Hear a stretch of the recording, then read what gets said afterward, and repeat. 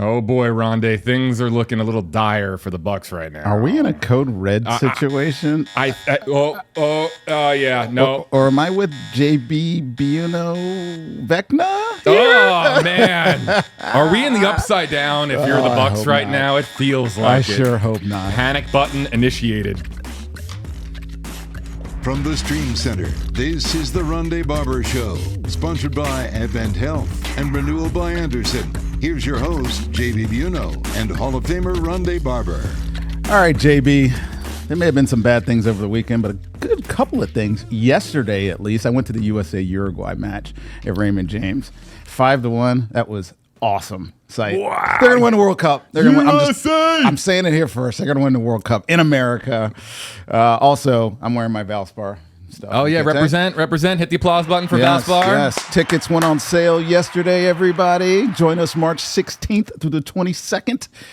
We'll start that with a mural reveal on Thursday the week before. So I look forward to seeing y'all. Yeah, and real deal, folks. Like Ron, you really do love Valspar. This is huge golf. for you, man. This is big for I you. love golf. It's what takes up most of my time is this Valspar Championship. Being on the board and now general chair for the last couple of years has been pretty rewarding, but it also takes a lot of time. Like this past weekend, I was in Stillwater, Oklahoma, for a mural reveal for our champion from last year, Victor Hovland at Oklahoma State. It was actually really cool. We do one for all of our winners now, and I'm looking forward to who's going to be the next one. So can't get here fast enough. That's 4 months away, by the way. Tickets are on sale now.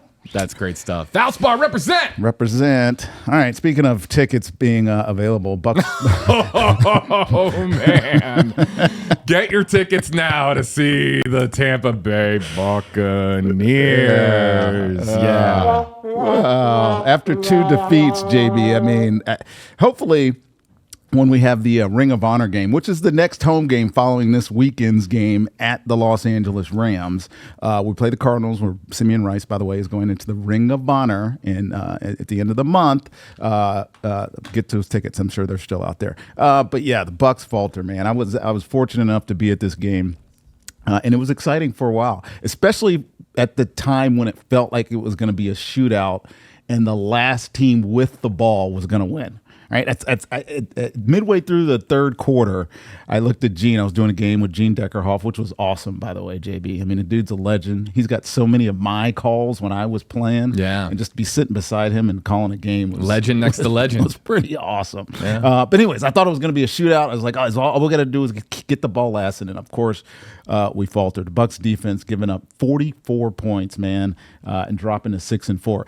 The more concerning thing of all this is that we still score a lot of points. But when you give up 72 points in 2 games, which is this 2-game losing streak, you really have little chance to win. It's going to be a flip of the coin, or, as some Bucs fans were going to talk about, a decision not to go for on 4th down and then giving up a drive-killing 5-minute drive, which is what Josh Allen and his team did. But needless to say, JB, things need to change, right? In a shootout type of game like last week, which we may or may not get into this week with the also high-scoring Los Angeles Rams, you can't run out of bullets. And last week, we just ran out of bullets, especially in that fourth quarter.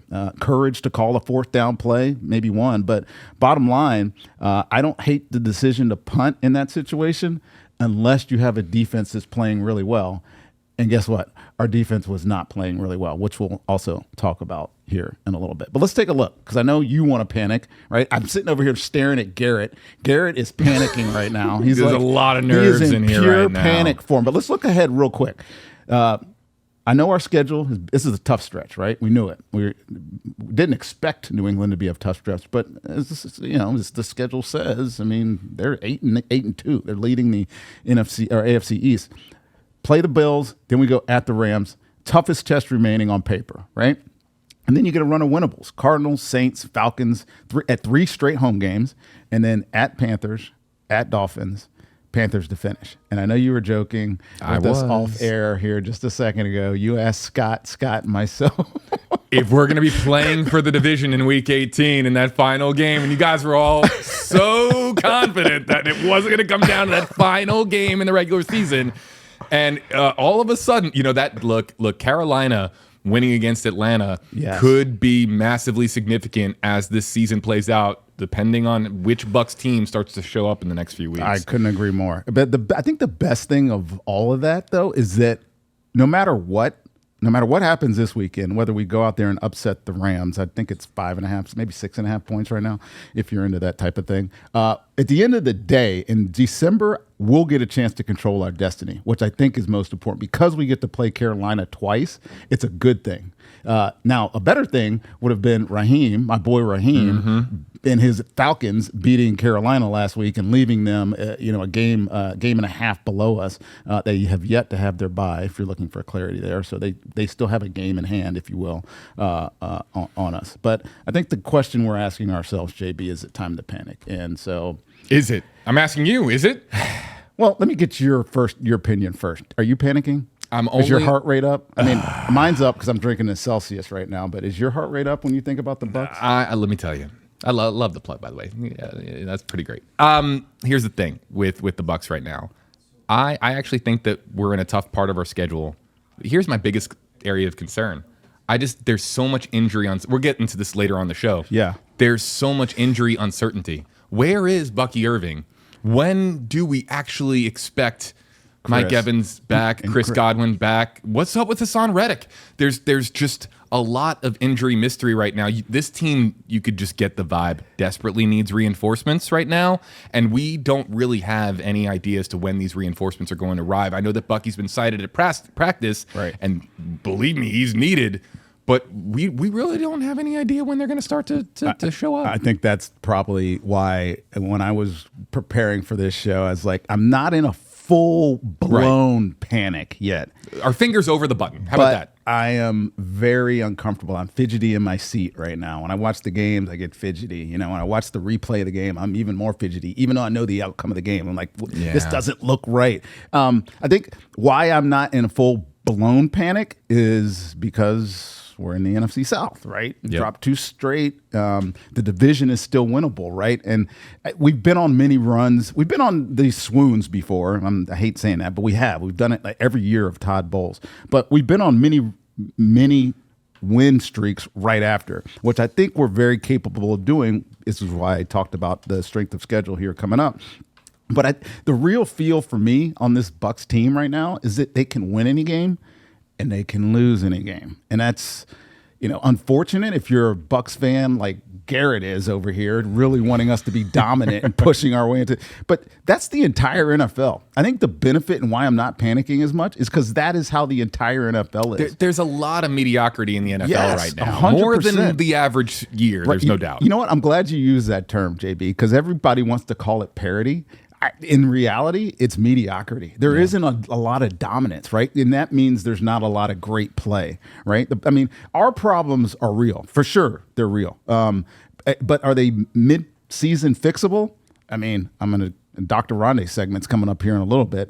You can't have coverage busts, which we continue to have. We have an inconsistent pass rush, which is just frustrating. Offense gets into these lulls at times where you're just like, is this slow start? Are they just missing? Can't convert on third down. They're all like schematic and communication type issues, but they're not like our roster is doomed type issues. It's not like, we got to replace that guy. You just can't get it done. It's the little things that, that make big problems show up. Not staying in your lane and rush and letting Josh Allen get out of the pocket, or not plastering on a deep ball and letting Josh Allen scramble up and throw a huge touchdown down the middle of the field. Not understanding that every time Josh Allen gets in the red zone, the dude is a runner. Like he wants to run it as much as he's going to pass it. So those type of things matter. The reason I'm okay right now, one, because we've been here before. We've done this, right? It seems like 4 years in a row we've done this. And that we got great leadership, I think. Levante David, Antoine Winfield, Mike Evans, even though he's out. Been here before. Tristan Wirfs. These are all like guys that stabilize a locker room. And if you noticed after the game, all the comments were calm. They weren't overreactive. They did the galvanizing speeches. Todd and Baker did that last week. They didn't feel the need to do it this week. So it feels like, they should be in control. But I'd be lying if I said I wasn't at least a little bit concerned. One, explosive plays. Our offense isn't built to be explosive in return, especially without Mike Evans and Chris Godwin and J-Mac and Bucky. Like those guys, without having them there, were not explosive. And, this organization, this team coached by Bowles, this is historic now, right? This is how it continues to happen. So it kind of is what it is. Like, I don't want to panic, but I do want to say it's ability time. And if the Bucs lose more games like this, blown coverages, no pass rush, sloppy stuff, then yes, we're officially going to enter panic mode. I'm going to be sitting on a couch next to Garrett, drinking my adult beverages with whiskey back. So I don't want to get there yet, but we're probably close. All right. Well, in the spirit of accountability, right? Let's why don't we hold the Buccaneers accountable, at least on the defensive side of the ball? Because again, 40 plus points is just oh my God, it's a lot. So, Dr. Rondé's remedies. That's what we're going to do. All right, so coming into the office. I think we need Superman needs his cape, right? And so here comes the jacket. And as a reminder, everybody, if you missed it, he's actually a doctor, a honorary doctorate. It says it right there on my. Let's throw it up. Let's throw it up. It says it right there on my coat here. Hall of Fame host. I do like putting on the white jacket, though, JB. It makes me feel official. Yep. I'm official. And officially, I'm going to fix the Bucs defense. Or at least give some remedies. All right. So three ways that we're going to fix the Buccaneers defense. Right. Usually when you go into a doctor's office, they don't ask you, hey, how's there's 3 ways can you get me better? They only give you one. And if it doesn't work, they send you to a different doctor. We're going to solve them all right here because of me. All right. Here's what I'm thinking. And all this is defensive related, obviously, because that's my level of expertise. One, you're a doctor of defense. Doctor of defense. One, they have to change the coverage menu. There's way too many busts going on right now. Now, you have good players at this point. Now, Jamel Dean being hurt is a problem because he was having a great year. He offered this year more consistency than I've ever seen him have as a Buck players. So if you have to change to eliminate middle errors, then do it, especially with the young cornerbacks in there. So remedy number 2, tighten up your rotation, right? I love Jacob Parrish, man. The guy has been a revelation this year. Not only is he great in pass coverage, he's great blitzing, he's great in space tackling. I think he had 2 more tackles for loss last week. And by doing that, you start him at corner. Because he plays nickel, but I'd start him at corner. Limit BMO's snaps because Benjamin Morrison, I think he's going to be a good player, but there's a lot of bust happening right now, and the game almost seems too big for him, right? There's moments in the game that seem too big. There's some things that he does technically too, Benjamin Morrison, and it's just me being a corner, trying to fix the remedies that he needs to work out. Like he takes too many steps off the line of scrimmage when he's in man coverage. He takes too many steps when he's transitioning. Those things get you when teams are going to start targeting you, which we talked about last week with Jacob, and I think with Benjamin. And Jacob's just a better player. He's much more detailed in his work, and he's doing a really good job as a rookie right now. I think he's the better of the two. Lastly, you have to simplify these pressure looks. JB, I know I've talked to you about so many times about this. We have really good players on defense. So if selectively blitzing is more effective than always trying to confuse offenses and blitz, right? Especially on critical downs. Like, how many times do I got to see an edge player, guy that's wearing number 0, or 98, Anthony Nelson, running in a flat with a running back or wide receiver because that's the responsibility of I just want to see it. They're rushers. That makes sense to me for this defense when Hassan Reddick is on the field. Now, like you said a second ago, Hassan Reddick hadn't been on the field in 4 weeks, I think. He's got this ankle injury I just can't get an answer on. Don't know why he's not playing. But he's the guy that can handle those situations. These other guys cannot. They're just not that type of athlete. And I know it's one of the biggest tenets of Todd Bowles' defense is to be variable and let everybody have pressures and whatnot, whatever. But you have to be more, normal, simple. Don't do enough. Don't call it plays that are going to put players in position to get beat type defenses. Simulated looks, right? We always can find a way to rush 4 players. But at some point, you got to let your edge players be edge players, right? You got to let your linebackers cover, your safeties cover, your corners cover. I know we use a lot of man pressures in times, but I'd like to see more of that. Play man, then pressure, right? So my advice, my big remedy is to keep it simple. Kiss them, right? You want offense to score on 20 plays. I had a conversation with my buddy about this. You want offenses to score on 20-play drives. That's hyperbole, of course. That's way too many plays. But heck with it. If they have the patience to go 20-play drive, at some point in that drive, they're going to make a mistake, right? Don't make the mistake for them and make it easy. The worst thing you can do, and it's what we continue to do, is give up huge plays and quick scores with an offense that really isn't built to answer, right? Somehow last week, we got a running game going with Sean Tucker, and so it made that game more even than it probably could have been. But we have to find a way to be better on defense. It's frustrating me to no end. I hate unsoundness, and I hate giving up big plays. I know Monty Kiffin, God rest his soul, he would be rolling over in his grave right now, watching all these big plays get happen, especially with the way that they're happening, by mental mistakes, not paying attention to detail. Those are the things that get you beat in games, and I think that's the reason. Pretty sure that's the reason we've 2 straight losses. All right, I'm going to pretend that I'm in the doctor's office right now, and I just heard Dr. Rondé, break down the treatment plan. This is the treatment plan, right? Now, as a patient here, I'm going to pretend I'm the patient. I'm going to ask some follow-up questions on the treatment plan, okay? Yes. Because take 2 and call me in the morning. Yeah, right. I care about my health. I care about my football team, and I want to ask these follow-up questions because I think that they're important, Dr. Rondé. So I want to focus on points 2 and 3 on this graphic. Okay. All right. Tightening up the rotation, and you're saying to start Jacob Parrish at right corner. He's your second best corner on the team. Is there, and this is, again, just a question, because you're the expert. I'm just asking questions.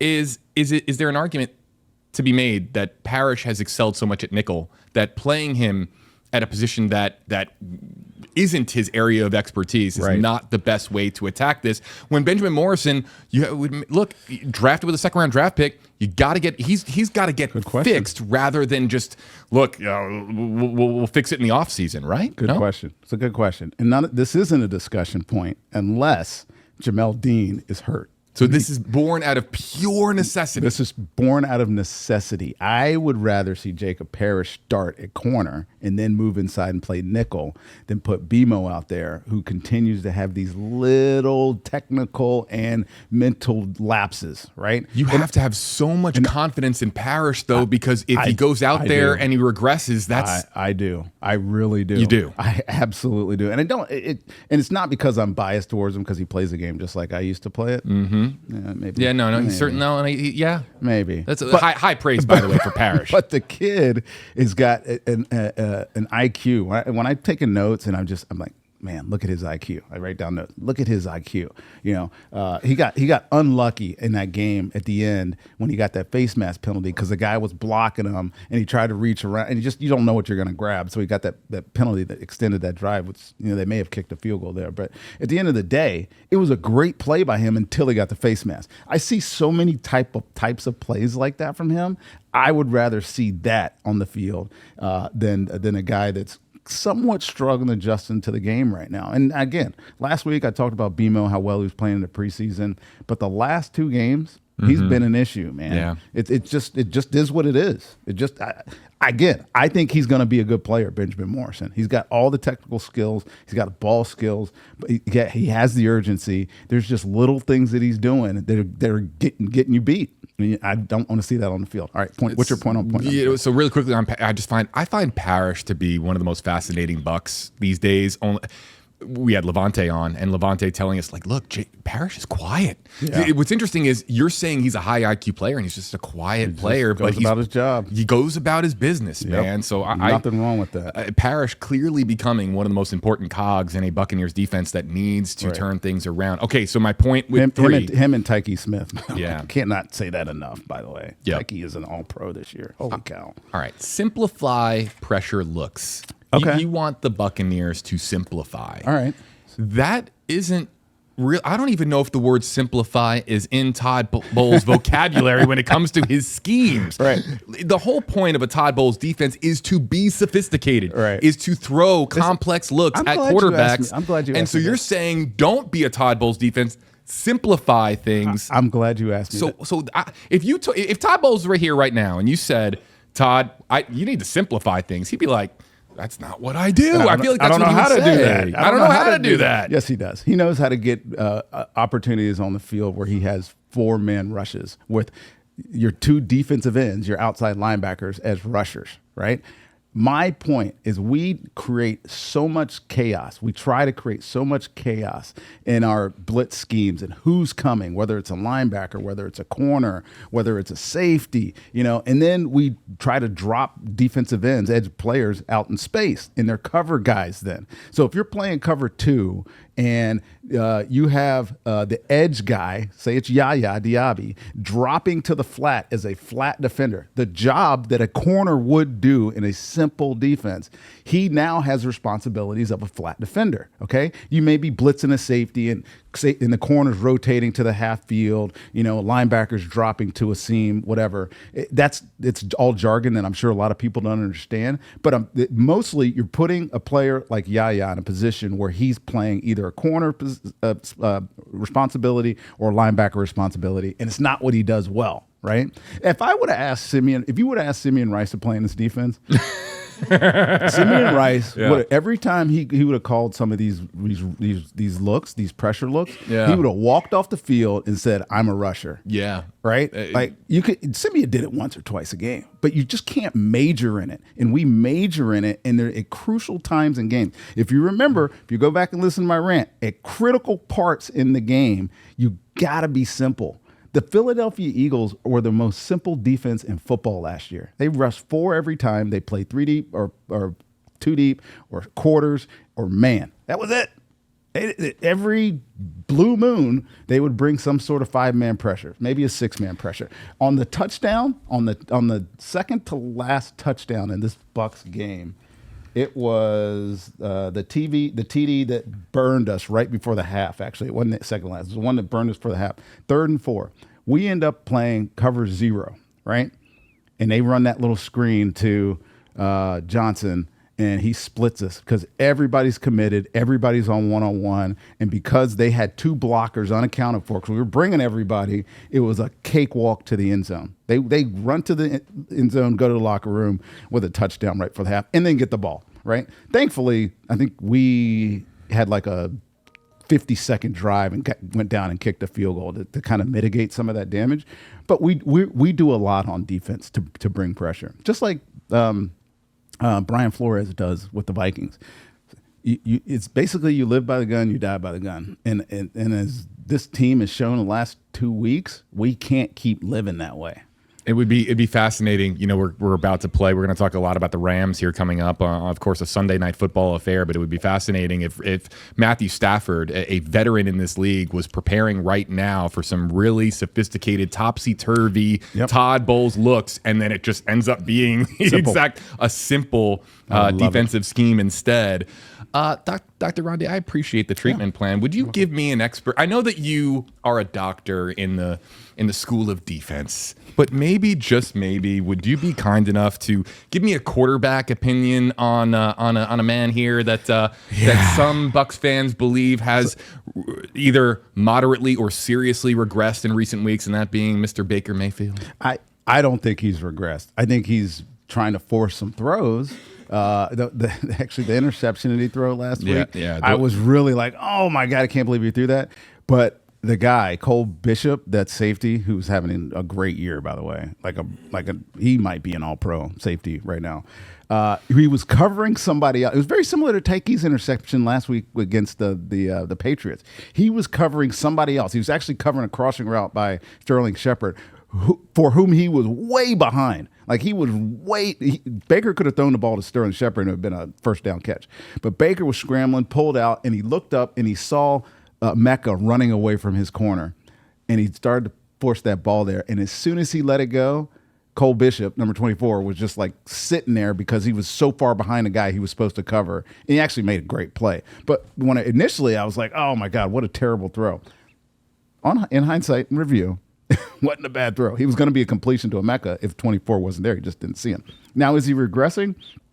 I would say he doesn't have the complementary pieces right now to be the guy who he was early in the year. When he was MVP type candidate, he was playing with Mike Evans. Chris Godwin had come back for a couple of games. Bucky was in full force, if not as a runner, definitely as a receiver.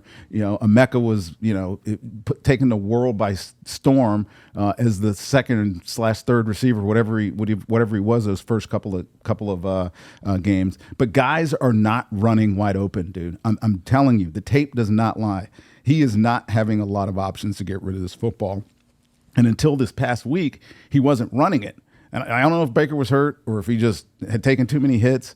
Yeah. But this was the first time in like a month where we saw Baker get out and do the dead leg and, run over people. And, the Baker that fans love to see. They called some design runs for him. Like, that's the Baker we need to see going forward. That's the Baker I want to see in Los Angeles. Obviously LA is where he kind of rebounded first. Resurrected his career. First. I would love to see him take that energy that he showed at times in this past game and do it out there. But the reality is, until he gets some help at wide receiver, and again, I'm not knocking Emeka or Tez or any of these guys, Kate Otten, but they got to find ways to get open. That's going to come down to Josh Grizzard scheming some plays. Teams are playing man-to-man on us, and we're not winning. So we got to get in some man beaters, opposite high lows, natural rubs, whatever you want to call it, to get some of these guys more open for Baker to then have the type of games that we saw earlier in the year. All right, Dr. Rondé, let's stay with the doctor theme here and talk. Yeah. Look, you hang out with the Bucs. You were there with them in Buffalo, and I know you're talking to a lot of folks inside the locker room. You're talking to a lot of folks, just as part of being a Buccaneers legend and staying on the pulse of this team. Mm-hmm. Look, is there hope for getting Bucky back, for getting Chris Godwin back, for getting Mike Evans back, Hassan Reddick? These massive question marks that are looming right now. What's your hope? I don't know when any of them are coming back. I really don't. I know Mike Evans is what it is, right? Like, he broke his collarbone. He had surgery on the collarbone to expedite. Right. I got you. Expedite the healing, which I think it did. But I still don't think that gets him back before week, 15, 16, right? He might play the last 2 or 3 games of the year, maybe. Like, he had open surgery. Chris, Look, I don't. It's a different injury than the one he had in the offseason, the one he had surgery for. And it seems like he's coming back. I know he's been at practice. I saw him running routes the other day. Hassan, I don't know. I don't see him. I don't see him. I don't know what he's doing. I'm guessing it was some sort of high ankle, some sort of injury. And Bucky, we talked about last week. So until we get those reinforcements back, we can't go get anybody. Trade deadline's done. Unless there's somebody that pops on the street, like Brandon Cooks. Garrett's looking at me cross-eyed right now. Don't forget about J-Mac too. Or J-Mac. Yeah, J-Mac. He's not coming back anytime soon. They said he's still in a neck brace. So the offense is going to have a hard time. But the side of the ball that we can fix, I think, more easily is because we don't have a lot of players gone there. Obviously Kalijah's gone and Jamel Dean's hurt this week. But we can fix defense, right? Yeah, Cody Malk hurts too. Yeah. Offensive line has actually been okay. We say, that we miss those guys, and I doubt Cody's a great player, and he was actually coming in. Thank God for Gedeke. My stabilizing force without question. But it's going to take a while for a lot of those answers on offense. On defense, we can fix it schematically, I think, and I think it would just make it easier for us. I used to. My daughter played lacrosse, and she used to play against a lot of good programs, and I would be like, you know what, just die slow.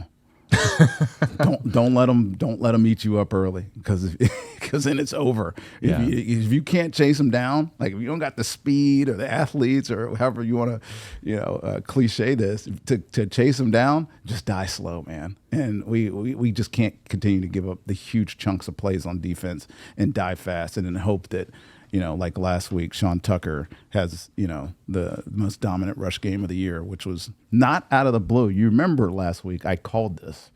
I said Buffalo had the third worst rush defense in the league. I said our offense needs a little more juice out of the running game. And I knew it was going to be Sean Tucker that did it. And it's not nothing to get Rashad. Rashad is a second better option at running back. Third down back, great hands, catch out of the backfield. He rushed for 5.1 yards per carry last week, but he got way less carries than 44 did. Let's talk about the one big shining star in this game, and that's Sean Tucker. Like a volcanic eruption, 3 total touchdowns. Yep. Running at will. But now against the Bills defense that was clearly exposed against Miami. Yep. But are you a Sean Tucker believer that he can carry this forward, or is this a one-game eruption? Yeah, when we have a full complement of backs, when Bucky and then Rashad, I think Sean is the third, right? Because he's not as good a pass catcher as Rashad. He doesn't do everything as well as Rashad overall. But in terms of change direction and burst and explosiveness, he's way closer to Bucky than Rashad is, I think. And he can be a gap scheme runner. There's 2 touchdowns that he has, 2 rushing touchdowns when Tristan Wirf's pulling from the other side of the offense and getting out in front of him. Monster. Which is, by the way, the most amazing thing you'll ever see, watching that big joker, pulling and running. 78. He has the juice to make those plays happen, right? He got a better jump cut. He's got a better explosive first step, and he gives you what Rashad doesn't offer you, and that's that explosion through the gap, and to turn little 5-6 yard runs into 50-yard runs, which obviously he showed. And then on the screen pass, obviously you get him one-on-one with somebody, he's going to win. He just has the speed. He just has more speed. He was a sprinter in college, and it just kind of shows where we can go using him a little bit more. I would not be shocked if we see more snaps going forward with he's at least earned them. Right? He's at least earned some more snaps. If Bucky isn't back on Sunday Night Football, who's your RB1? Bucky's not going to be back on Sunday Night Football. My RB1. You know what? They'll start both of them. They'll do that pony package. They'll put 2 running backs in the backfield, 1 tight end, 2 receivers. There was a couple snaps last week where they played 22 personnel, 2 running backs, 2 tight ends, 1 wide receiver. Yeah. And the one dive play they gave to Rashad, it was like Rashad was actually playing like the H back, because him and Kate Ott moved to the other side of the formation. They turn around and hand the ball off to Rashad. It's like he's an H-back on that one play. So I bet they start both of them. It gives them some options. And when we play Los Angeles, we'll talk about them here in a minute, they are playing pretty good on defense right now. A bunch of no-names. Other than Jared Verse, I don't really know many of the guys on that defense, but they're playing pretty damn well. Well, the Bucs are traveling to Hollywood to play the Rams. We're going to talk more about that when the Rondé Barber Show returns right after this. You're watching the Rondé Barber Show, sponsored by Renewal by Andersen. Superior products, exceptional service. And by Advent Health, the exclusive hospital of the Tampa Bay Buccaneers. And now, here's Super Bowl champion Rondé Barber. And a man who averages negative yards per carry, J.B. Buno. Is that even possible? I think it is possible, but if anyone could do it, it's me. I guess you're not starting this week at running back. No, I am not your RB1. I'm your RB 5,375,269. Oh, I love Make a graphic for that, everybody. Welcome back to the Rondé Barber Show. Okay, so WFLA is your official Bucs station. Of course, we know that. And guess what? We got the game this week on your NBC station. Nice. That being Bucs Rams. Oh, yeah. Sunday Night Football, nationally televised. Big game for the Bucs. The end of the gauntlet, which began with the Patriots, who, of course, led to a loss with the Bills. And now here we have it against the Rams. So, my God, are the Rams red hot. They and are. Stafford looks like a legitimate MVP candidate. I believe at 37 years old. Yep. How in the world do the Bucs solve the Rams in L.A.? That is a very good question. It's funny because I think the odds. Rhett, check this for me. I think the odds makers still have Josh Allen as the favorite, right? For MVP? Check it out. Who is the MVP favorite right now? Is it Stafford? No. Drake May? Yeah, so it's Stafford. Okay, maybe I saw something the other day. Maybe it was something after Josh Allen just estimated us with 6 touchdowns that he was all of a sudden the MVP after being the reigning MVP. Right. So plus 135. yeah, so you could make the argument that the last 3 quarterbacks the Bucs have faced, including now Stafford this week, and right. That's your top 3. You know what? There's your storyline. Ouch. There's your story. That's your ouch moment. Like, yeah, it hurts. Oh my God! Against the defense is not playing. With the defense is not playing really up to par. Yeah, that's an ouch moment. So yeah, I think if you ask me, JB, and you just did, yes, Matthew Stafford is MVP. We covered that last week on our show, and they're a hot team, man. They have the longest win streak in the NFC. They just beat the highest scoring team in the NFC, which is Seattle. Their defense took the ball away from Seattle 4 times, 4 interceptions of Sam Darnold. Again, they're a team that are peaking right in the middle of the season, and they're going against a team this week that is lulling.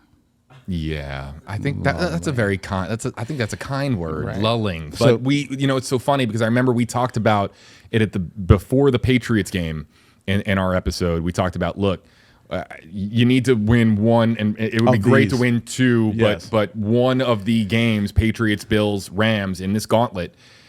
And now we're down We're to on 2. now we're down to having to win. Now, so do we have a chance? Yes, but we are definitely overmatched in just the way that we're playing. You know, and again, all those other variables and factors that we talked about, guys being injured, defense not playing great, is going to be a Herculean effort, man. It just is. It just is. But they're also not without flaws, right? They have some big name guys that are hurt. They have some deficiencies on both sides of the ball, and their kicker is not very good. So, like, could I envision a scenario where we win? They just beat Seattle by 2, right? We beat Seattle, right? I think we're in the same class. I don't know that right now that we're in the same conversation as them. Because we're more hurt, Yeah. at key positions, right? Absolutely. And man, I fanboy over Puka. It's so like Puka being there makes you forget that they also have Devontae Adams. Guy is so good. And I was watching some of that game last week too with the Rams, and Puka special. I don't know how else to explain it. I just think the guy is. So look, the Rams have a high-powered offense powered by that guy right there, Sean McVay and Matthew Stafford, and they've been doing it together now for several seasons to great effect. Think about this. How about this? Puka has 87 targets. Devontae Adams has 86 targets on the year. Mm-hmm. Puka has 73 receptions to Devontae's 43. Yeah, unbelievable. Like, Puka's different, dude. Like, yeah, and he's missing time. He's missed time. I think he missed 3 games. Yeah, I missed maybe a more. game and a half. He missed parts of a game and a half. He's only missed one game, one full game. But I know he got hurt in another one, and maybe he came out of another one. But yeah, man, he's pretty special, man. So the Buck. We'll get into this in our pick 6 segment. Here's this. I got these stats pulled up, but holy cow! Yeah, hit me. Puka has 4 touchdowns. Do you know how many touchdowns Devontae Adams has? Actually, I don't. 10. Oh my! So Devontae's clearly the red zone target. One guy gets you all the way down the field. The other guy just mosses you when you get down there. Oh my goodness! Yeah, this will be fun. Yeah, and you know what? I'll be curious to see how. I mean, okay, let's go back to it. Benjamin Morrison, Jacob Parrish. Yeah. Jamel Dean, obviously with what happened. I mean, like, I just, what is this defensively? How do you line up against Adams and how do you line up again't Puka? How do you stop those two? You can't give them easy looks. I'm just saying, you can't have a game where you're busting coverages against guys like this, especially quarterback like this that has the ability to get the ball to anybody, any arm angle, any situation. I mean, Matthew doesn't run like he used to run. Like he doesn't even really try to run anymore. He just creates, magic because of his arm talent is so good. So you don't give him easy opportunities. You keep it simple, man. You don't try to confuse him. You're not going to confuse him. He's been in the league for 15 years. What is this, 15 for Matthew? I can't even remember. But you again, die slow, man. Like, don't give up the big plays. Like, make this game as close as it can be. Play close to the vest. Try to win the war of attrition. You know, it doesn't have to be flashy and look pretty. You just want to come away with a win, no matter what it looks like.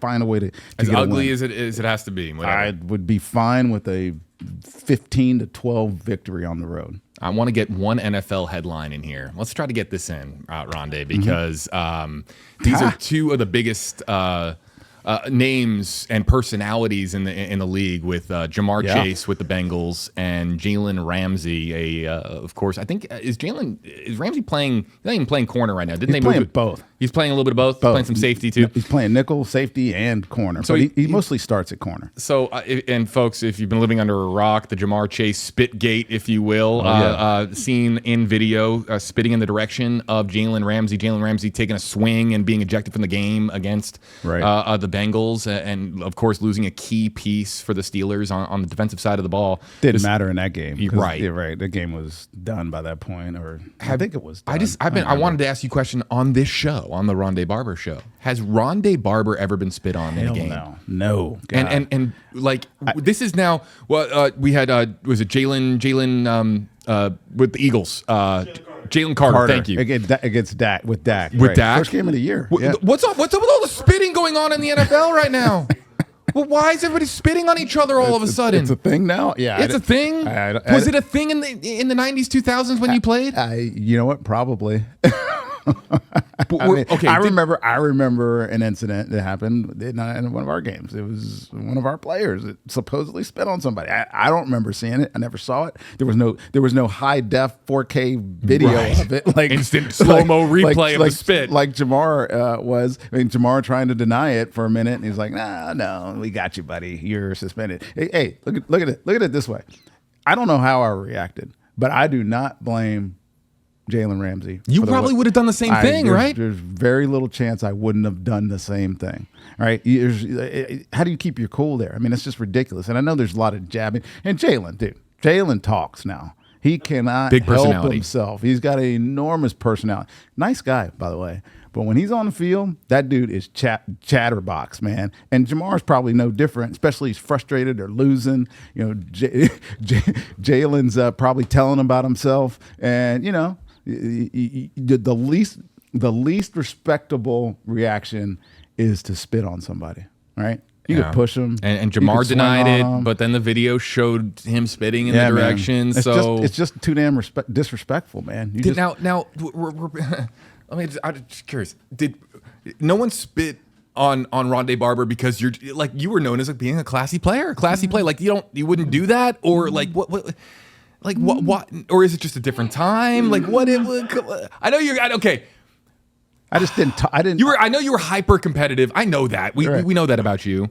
But also, like, I don't know. Explain it. I didn't talk that much trash. Well, I talked. That's what I meant by a classier player. You're not talking that much trash. I talked a lot, but I talked nicely.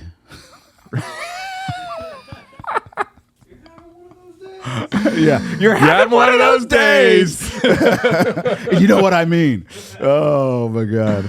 Well, I'm glad that no one ever spit on you in your career, because there would have been some YouTube clip of you going nuclear on somebody. Right. Hey, if it keeps happening, you're going to keep seeing. You know what? I wonder if the league will ever get to the point where they start adjudicating after the fact. So, like, you could find that video of him spitting, and then Jalen Ramsey gets kicked out. Be like, he kind of deserved to get punched. You're back in the game. Right. Yeah, I mean, like, can we have a referendum on this? Right. Discuss this more? Oh, my goodness. There's the look. There it is. We both go 2-1 in our Pick Six segment. I can't catch you. Man, I am holding on to this so slim lead. And every week, the two gentlemen here to my right are just waiting to shut me up. And I'm holding on this lead. Somebody boo this man.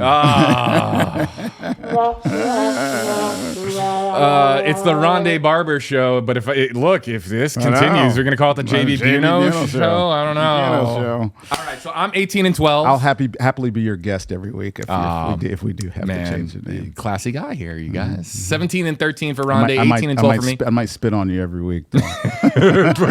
Please don't. We look.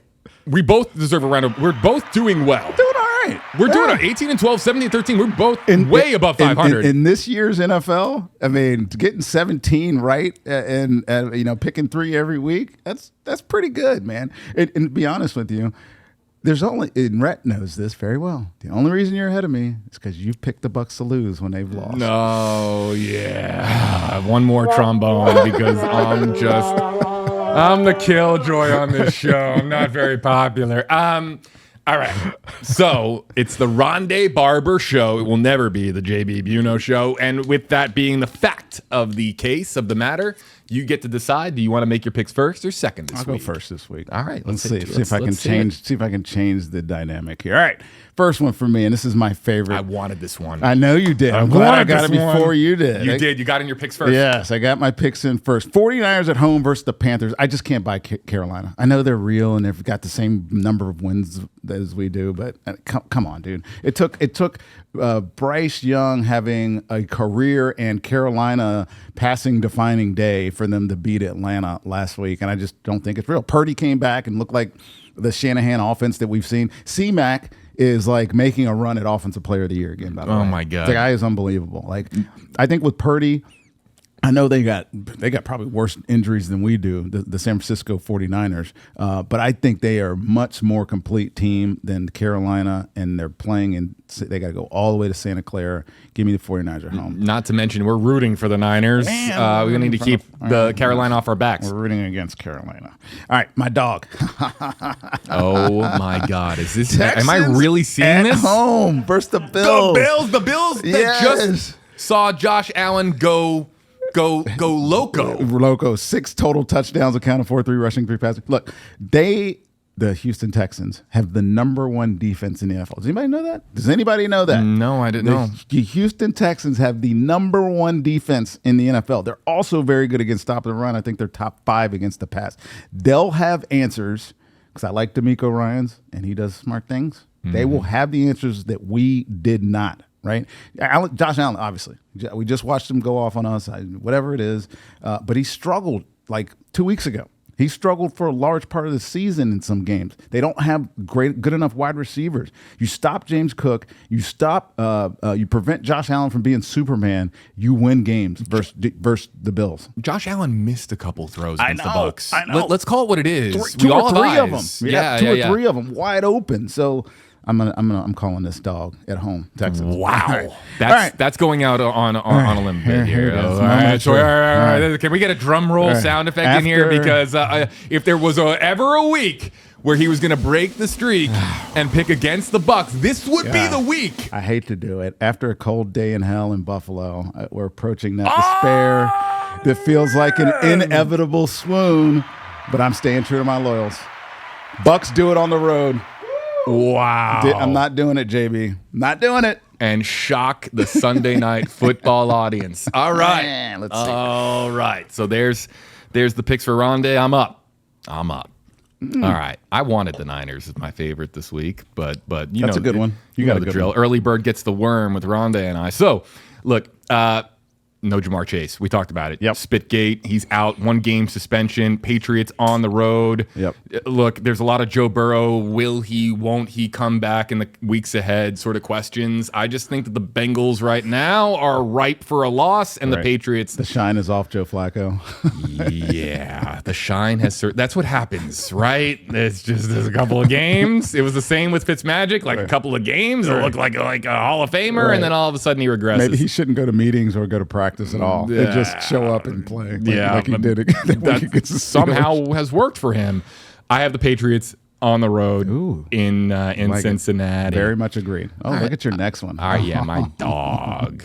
Yeah, let's hit it, Rhett. Okay, so I'm staying in the division here, and my Falcons, or my upset, my underdog is the Falcons on the road, because just to the same point we were just talking about with Flacco, I just feel like Kirk Cousins somehow is just going to magically reinvent himself for a couple of weeks. I do. I think that he's going to put the chain on, take his shirt off. Yep. Vintage Kirk Cousins for like 2 weeks. Yeah. And then he'll fall apart again. I can almost see they're it. They're gonna have him for the rest of the year.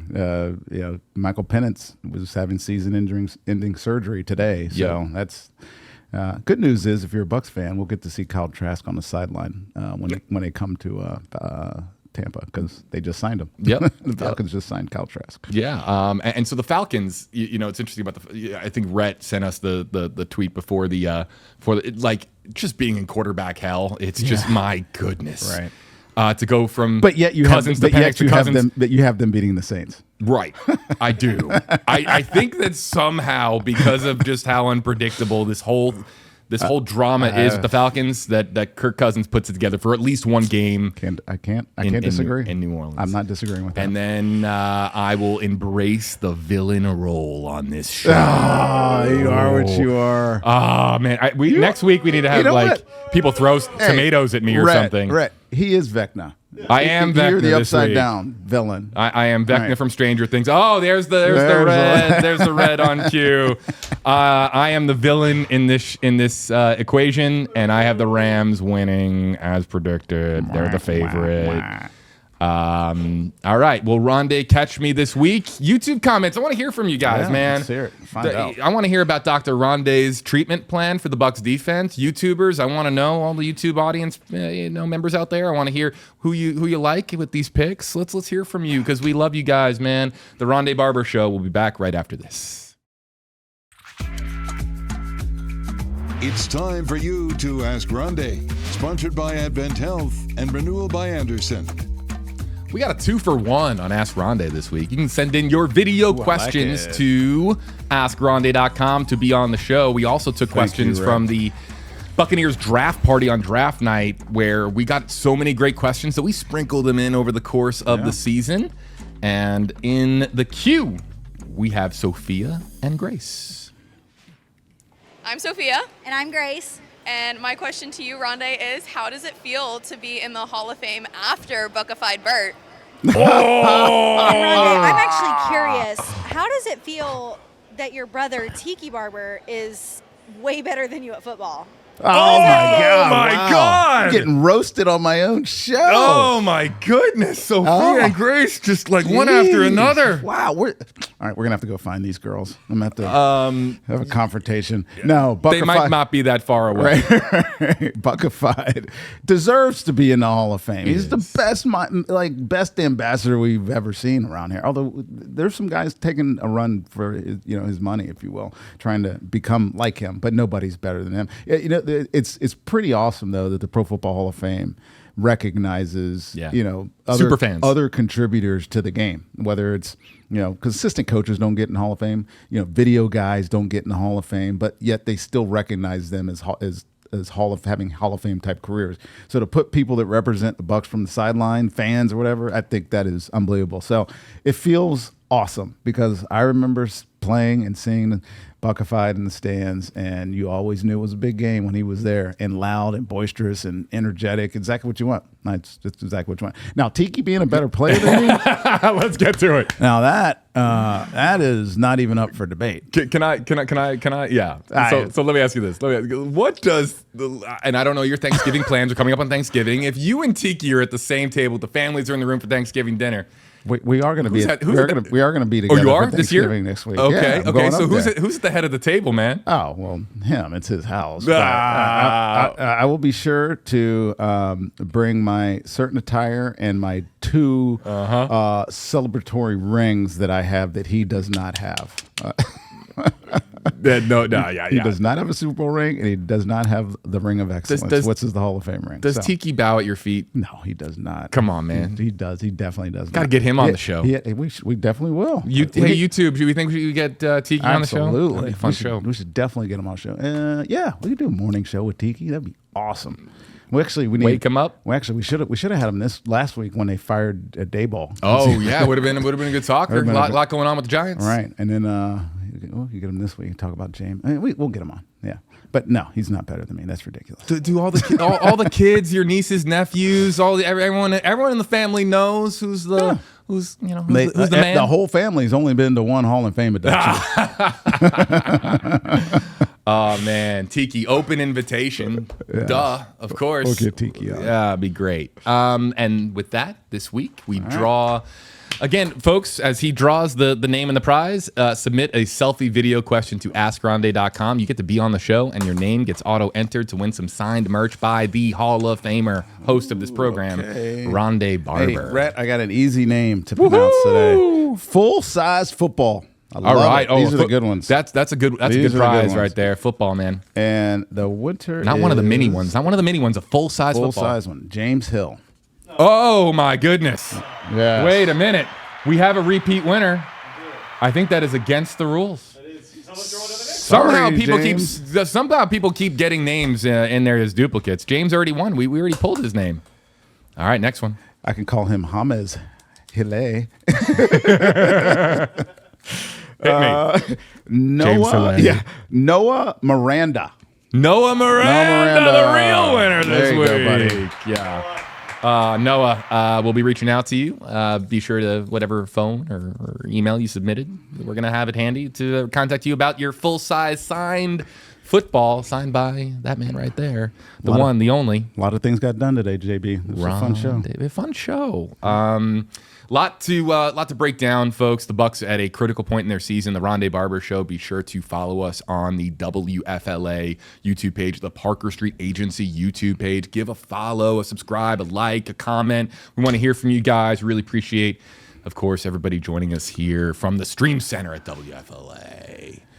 Rondé, pleasure as always, my friend. Yes, indeed. And we'll, of course, be watching on WFLA News Channel 8, your official Bucs station and the home of Sunday Night Football for Bucs Rams on Sunday night. And then we'll recap it all week long on the Rondé Barber Show. Thank you for watching the Rondé Barber Show on YouTube. To see how we produce digital shows like this one, check out the new Parker Street YouTube channel. Subscribe now.